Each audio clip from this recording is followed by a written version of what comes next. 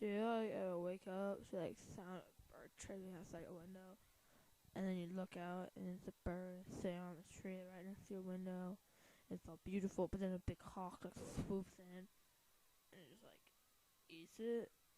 But then like, oh, that's so sad.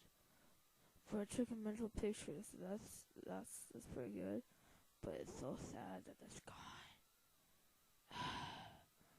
So then you go back to sleep, and you wake up like I don't know, like 5 minutes later, when your dad starts like bucket really cold water on you, and like, you just ruined my day.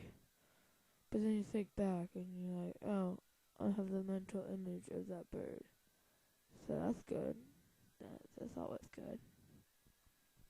Maybe my day's not ruined. Uh, uh.